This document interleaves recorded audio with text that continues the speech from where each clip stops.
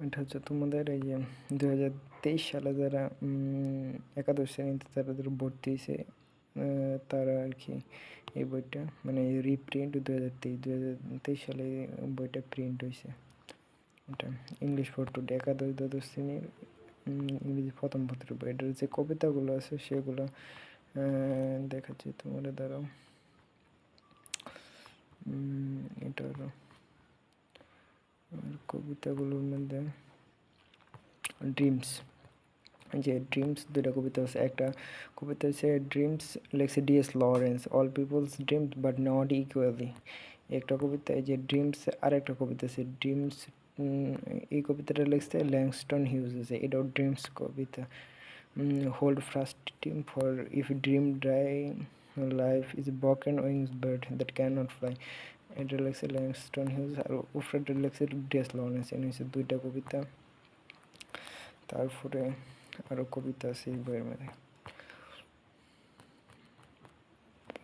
সামনে কবিতা আছে, এই যে কবিতা আছে এই যে দোস উইন্টার সানডে, রবার্ট হিডেন লিখছে।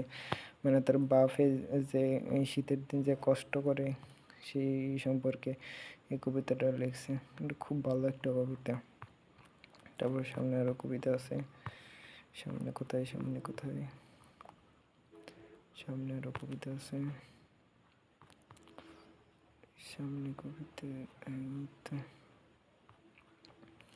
এই তো উইলিয়াম ব্ল্যাকের স্কুল বয়। স্কুল বয় কেন স্কুলে যেতে ভয় পায় সে সম্পর্কে। সে কিন্তু সকালে উঠতে ভালোবাসে, কিন্তু তার শিক্ষকের তার ভয় দেয় স্কুলের জন্য সে স্কুলে যেতে নেয়। এটাও কবিতা আছে 93 পৃষ্ঠার। সামনে আরও কবিতা আছে,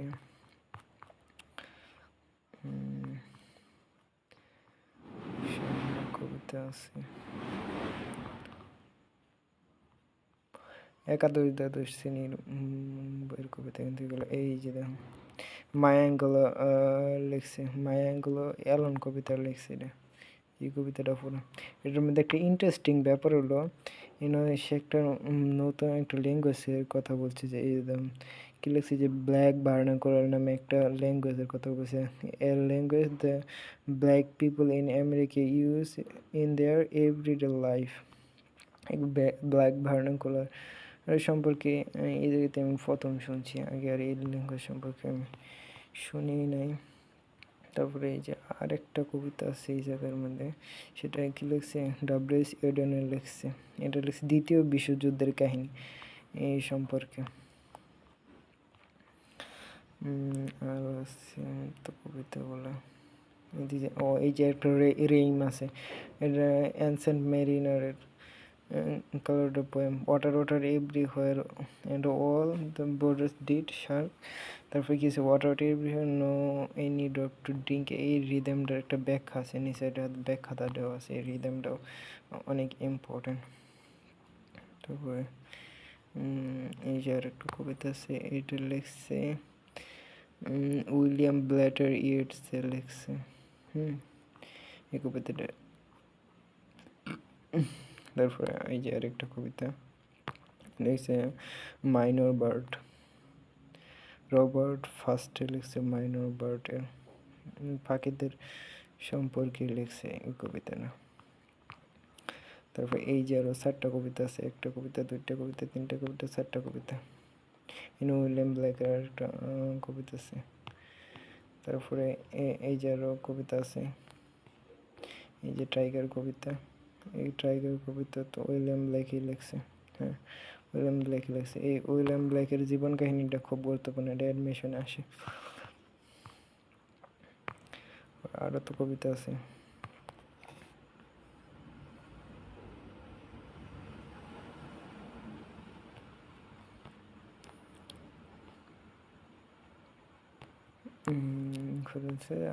শি ওয়াক্স ইন বিউটি লিখছে বাই লর্ড বাইরনে লিখছে। এটা অনেকে বলে নেই সে মদ খেয়ে কবিতা লিখছে, আমি জানি না।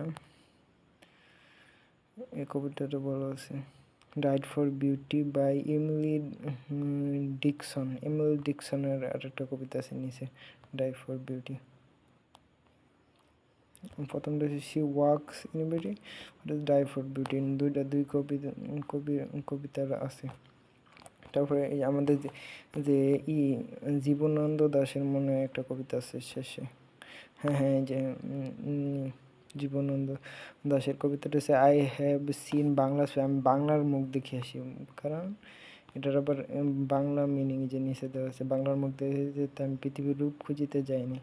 জীবনানন্দ দাশের অনেকগুলো কবিতা আছে বইয়ের মধ্যে। সো বইয়ের শেষে আছে এই যে হারকিউলাসের গল্পটা তোমরা অবশ্যই পড়বা। এর মধ্যে খুব ইম্পর্টেন্ট কিছু লাইন আছে, ওগুলো পড়ে নেবা।